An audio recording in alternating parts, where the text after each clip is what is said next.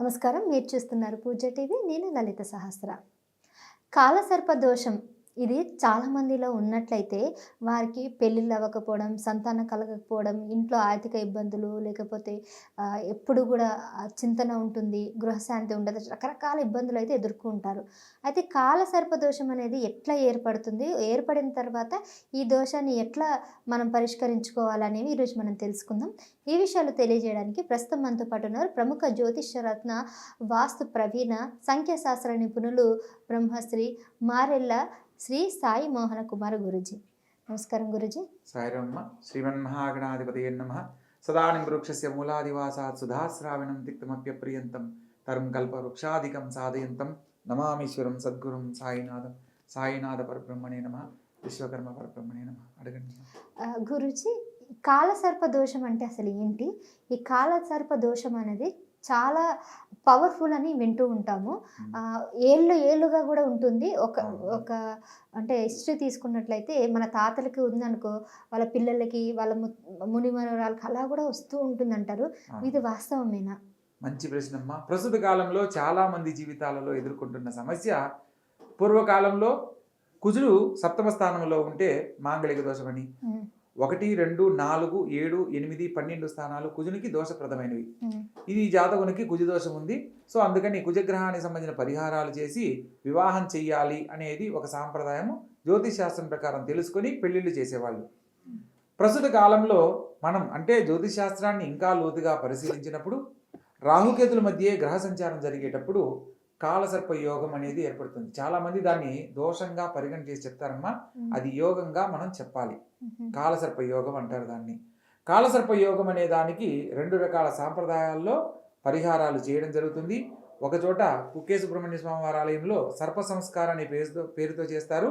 మనకు నాసిక్ త్రయంబకం దగ్గర నారాయణ నాగబలి అనే పేరుతో ఈ యొక్క పూజలు జరపడం జరుగుతుందన్నమాట.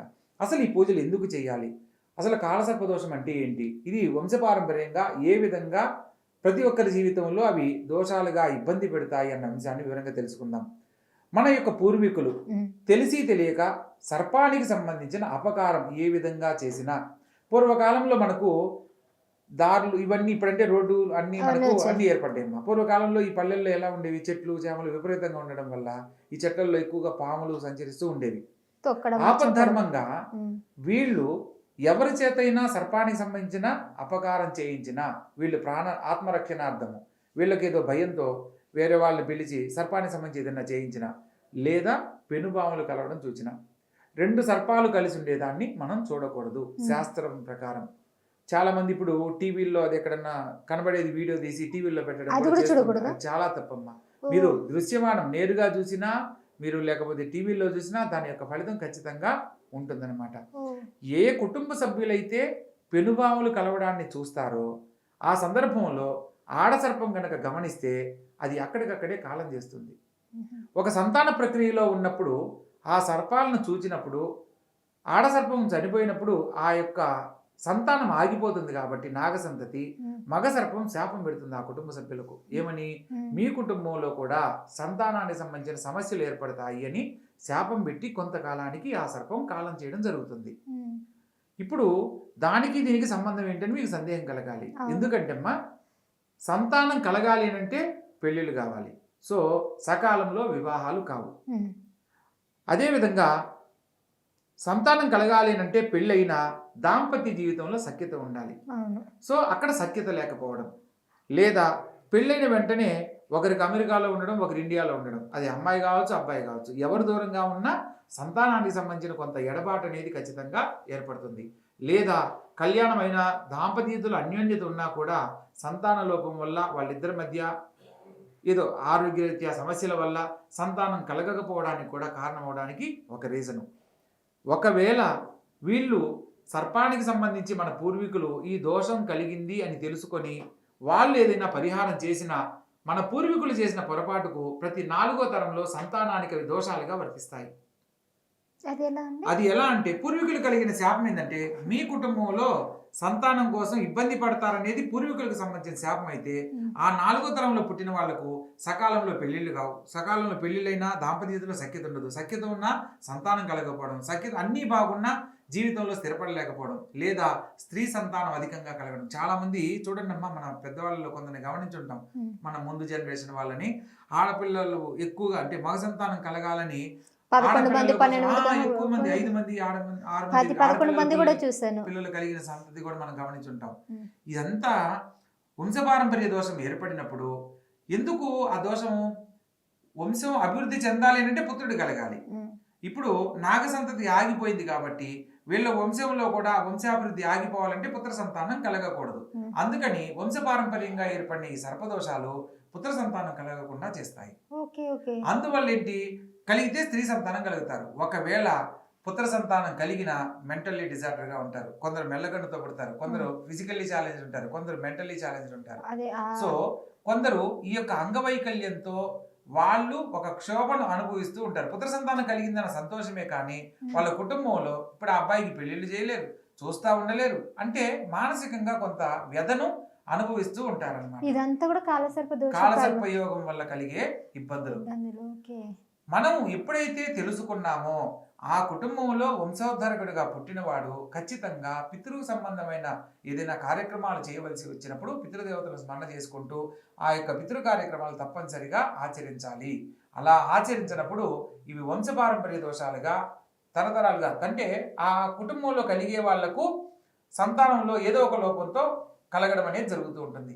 ప్రత్యేకంగా ఒక జనరేషన్లో దోషం పోవడానికి తెలుసుకున్న వాళ్ళు, మన ఇప్పుడు 4వ తరం నుంచి దోషం వస్తుంది అని అన్నాను కదమ్మా, 2వ తరం వాళ్ళు అరే మా పెద్దవాళ్ళు ఇలా చేశారని అనుకున్నప్పుడు సంతానానికి సంబంధించిన సమయంలో ఆ యొక్క గర్భిణీ స్త్రీకి సర్పాలు కళ్ళలో కనపడము, లేదా సర్పాలతో తను ఒక గదిలో ఉన్నట్టు కలగడం, ఇలాంటివన్నీ జరుగుతూ ఉంటాయి అన్నమాట. అటువంటి సందర్భంలో వాళ్లకు కలిగిన సంతానానికి నాగా అనే పేరుతో ప్రారంభంలో పెట్టుకొని మనసు పూర్తిగా కోరుకొని తండ్రి నేను నిన్ను ఆరాధ్య దైవంగా ఆరాధిస్తానని మనసులో సంకల్పం చెప్పుకుంటే అటువంటి వాళ్ళకి కలిగే సంతానం పుత్ర సంతానం కలుగుతుంది. ఈ యొక్క నాగా అని పేరు పెట్టి పిలవడం వల్ల కొంత మేరకు ఆ దోషం పోతుంది. కానీ ఈ యొక్క నాగా అనే పేరుతో ఉన్న వాళ్లకు ఇక్కడ ఒకటి మనం గమనించాలమ్మా, పునర్భావ యోగం అంటారు. ఎవరి కుటుంబంలో అయితే ఈ యొక్క కాలసర్ప యోగం ఉందో కాలసర్ప యోగం ఉన్న వాళ్ళతో వివాహం అవుతుంది అనుకోకుండా. వాళ్ళు చూసిన సంబంధాల్లో అశ్విని మకామూల నక్షత్రాలు కానీ, ఆరుద్ర స్వాతి శతభిష నక్షత్రం, ఈ 3 నక్షత్రాల్లో ఉన్న వాళ్ళతో, అంటే ఆరుద్ర స్వాతి శతభిష నక్షత్రాలు రాహుగ్రహ సంబంధమైనవి, అశ్విని మకామూల నక్షత్రాలు కేతుగ్రహ సంబంధమైనవి. మనకు నవగ్రహాలలో ఈ యొక్క రాహుకేతులు సర్పగ్రహాలు.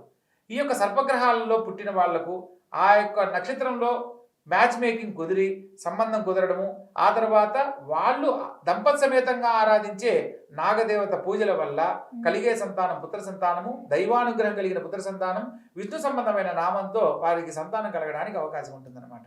ఇప్పుడు స్వాతి నక్షత్రం అన్నారనుకోండి, స్వాతి నక్షత్రానికి శ్రీ లక్ష్మీ నరసింహస్వామి వారి జన్మ నక్షత్రం, విష్ణుమూర్తి. ఉదాహరణకు శతభిష నక్షత్రం తీసుకున్నాం, లేదా శ్రవణ నక్షత్రం తీసుకున్నాం. శ్రవణ నక్షత్రం అంటే వెంకటేశ్వర స్వామి జన్మ నక్షత్రం, లేదా పునర్వసు నక్షత్రం శ్రీరామచంద్ర ప్రభు వారి నక్షత్రం.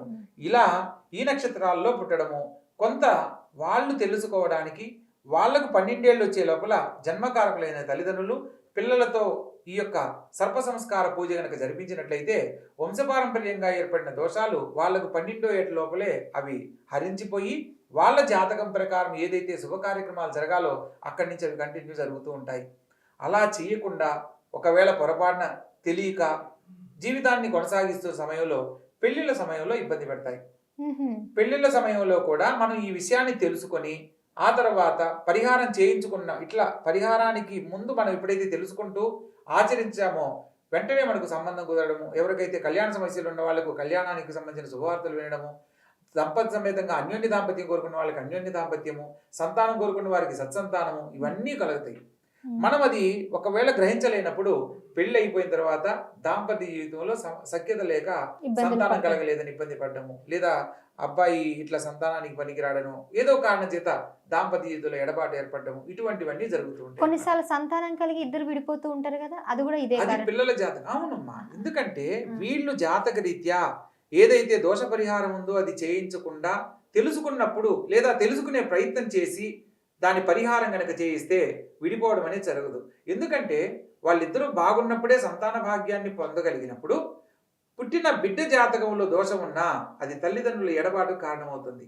అది ఎవరైనా కావచ్చు. ఇప్పుడు తల్లి నక్షత్రంలో కానీ, తండ్రి నక్షత్రంలో కానీ, మేనత్త నక్షత్రం కానీ, మేనమామ నక్షత్రాల్లో పుట్టిన పిల్లలు గనక ఉన్నట్లయితే ఆయా జాతకులకు దోషాలు అవుతాయి. ఇప్పుడు తండ్రి నక్షత్రంలో పుడితే తండ్రికి దోషం, తల్లి నక్షత్రంలో పుడితే తల్లికి గండం, అది మేనమామ నక్షత్రం అయితే మేనమామ గండం, లేదా పుత్రునికి 4వ పాదంలో కొన్ని పాదాలకు కొన్ని నక్షత్రాలకు పుత్రుడికే గండం అనమాట, పుట్టిన సంతానానికే గండం ఉంటుంది. కొందరు ఏదో ఒక కారణం చేత ఇబ్బంది పడతారు. మనకు జ్యోతిష్ శాస్త్రం ఏం తెలియజేస్తుంది?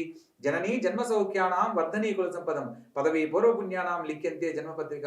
ఈ భూమి మీద మనం జనని జన్మ సౌఖ్యానం జన్మిస్తున్నాము అంటే వర్ధనీ కుల సంపదం, ఏ వంశంలో పుడుతున్నాము, ఎటువంటి సౌఖ్య సంపదలు అనుభవించబోతున్నాము, అవి కూడా ఎలా? పదవీ పూర్వపుణ్యానం, గత జన్మలో చేసిన పాప కర్మ పుణ్య ఫలితాలను ఆధారం చేసుకొని తెలుసుకొని పరిహారాల రూపంతో లిఖ్యంతే జన్మపత్రిక, రాస్తున్నదే ఈ జన్మపత్రిక అని ఒక జ్యోతిష్ సిద్ధాంతిగా ముందు ఇలా రాసి ఆ తర్వాత ఈ జాతకుల్లో ఎన్ని దోషాలున్నా కూడా ఈ జాతకులు యోగ జాతకులే అని నిర్ధారణ చేసి ఆ తర్వాత అయినప్పటికీ జాతకరీత్యా ఈ యొక్క పరిహారాన్ని ఆచరించినప్పుడు ఈ కుటుంబానికి ధనకనక వస్తువాహనాలతో కూడిన అన్ని రకాల ఐశ్వర్యాలు భగవంతుని అనుగ్రహంతో లభిస్తాయి అనేది జ్యోతిశాస్త్రం ప్రకారం మనం రాసి ఇస్తామన్నమాట.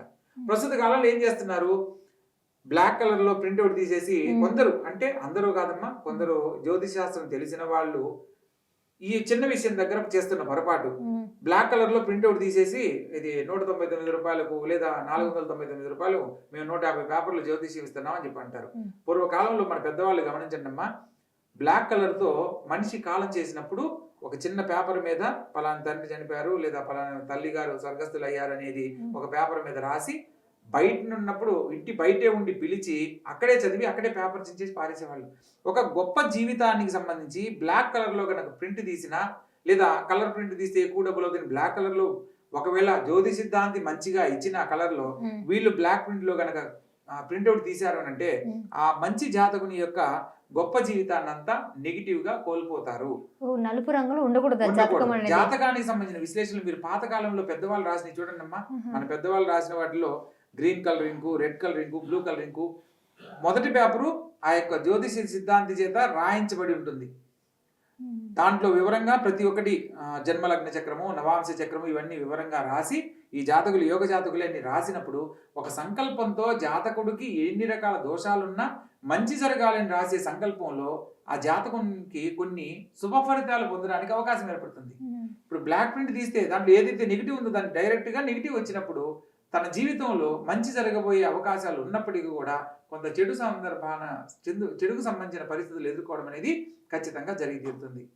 ప్రత్యేకంగా ఈ యొక్క కాలసర్పయోగాలు 12 రకాలు ఉంటాయమ్మా. దీంట్లో కులిక కాల సర్పయోగం అని ఒకటి, గండకీ కాల సర్పయోగం ఒకటి, పద్మకాల సర్పయోగం అని ఒకటి, మహాకాల సర్పయోగం అని ఒకటి, సవ్యకాల సర్పయోగము, అపసవ్యకాల సర్పయోగము, ఈ కులిక కాల సర్పయోగం, ఈ 3 1, 6, 12 స్థానాల్లో అంటే ఇలా కాల సర్పయోగం ఏర్పడిన వాళ్లకు ఎక్కువగా దోషాలు వర్తిస్తాయి. మనకు ఉదాహరణకు మనకు గ్రహణాలు ఎప్పుడు ఏర్పడతాయమ్మా? ఈ రాహుకేతుల మధ్య గ్రహాలన్నీ సంచరించేటప్పుడు ఉదాహరణకి ఏం చెప్తాము? రాహుగ్రస్త సూర్యగ్రహణము, కేతుగ్రస్త చంద్రగ్రహణం అంటాము. అంటే సూర్యుడు రాహువుని మింగినప్పుడు ఈ యొక్క రాహువు సూర్యుని మింగినప్పుడు సూర్యగ్రహణం రాహు వల్ల ఏర్పడింది. కేతువు చంద్రుడిని మింగినప్పుడు కేతుగ్రస్త చంద్రగ్రహణం అని అంటారు. అంటే ఈ 2 గ్రహాలు సర్పగ్రహాలు. ఈ యొక్క గ్రహణ సమయంలో మనం నిత్యము ఆరాధించే భగవంతుణ్ణి ఆలయాలు కూడా మూసివేయబడుతున్నాయి, అవునా కదా? అంటే ఈ యొక్క గ్రహణ సమయంలో రాహుకేతుల వల్ల ఏర్పడిన గ్రహణాల వల్ల భగవంతుని శక్తి కూడా నిర్వీర్యమయ్యే సమయం అన్నమాట. మళ్ళా ఆలయాన్ని పునఃపూజ చేయాలి అంటే ఆలయ శుద్ధి జరిపి ఆ తర్వాత పునఃపూజ జరుపుతారు. అదే విధంగా భగవంతునికే అన్ని నియమాలు ఉన్నప్పుడు సామాన్య మానవుడికి రాహుకేతుల మధ్య గ్రహ సంచారం జరిగేటప్పుడు వాళ్ళ జీవితంలో ఎన్ని రకాల పరిహారాలు ఆచరించినప్పుడు వాళ్ళు గొప్ప జీవితాన్ని పొందుతారు. సో మనం తెలుసుకునే అవకాశం ఏర్పడినప్పుడు వీలైనంత త్వరగా జాతక పరిశీలన చేసి ఆ యొక్క వివరణ కనుక తెలుసుకొని ఆచరించినట్లయితే ఏదైతే రాబోతుందో సమస్య, ఆ సమస్య నుంచి బయటపడి మంచి జీవితాన్ని సకాలంలో పొందడానికి అవకాశం ఉంటుంది. ఇప్పుడు పెళ్లి యుక్త వయసులో అవ్వాలి. 40 ఏళ్లకు 45 ఏళ్లకు పెళ్లి అయితే ఉపయోగం లేదు. అదే విధంగా సంపాదన యుక్త వయసులోనే ఉండాలి. 60 ఏళ్లకు మనకేదో ఆకస్మికంగా సంపద వచ్చి బయటపడినా అనుభవించే రాత ఉండదు. సో అందుకని ఏంటంటే ఏ వయసులో జరగవలసిన సంపద కానీ సుఖ సంతోషకరమైన దాంపత్య జీవితం కానీ ఇవన్నీ సకాలంలో జరగాలి అని అంటే జాతక రీత్యా ఖచ్చితంగా పరిశీలన చేసుకొని ఆ తర్వాత చేసే పరిహారాలలో తప్పక మంచి జీవితమే ఉంటుందమ్మా. తప్పకుండా మీరు చాలా అంటే ముఖ్యమైన విషయాన్ని అయితే తెలియజేశారు. ఏ వయసులో జరగాల్సిన ఆ వయసులో జరగాలంటే మనకున్నటువంటి ఈ దోషాలు అవన్నీ ముందుగా తెలుసుకొని వాటికి తగ్గ పరిష్కారాలు తెలుసుకున్నట్లయితే గనక మనం అన్నీ కూడా ప్రాపర్ టైంలో జరుగుతాయనేది దీని సారాంశం. అవును. ధన్యవాదాలు గురుగారు. చాలా చక్కటి వివరాలు తెలియజేశారు. శుభమస్తు.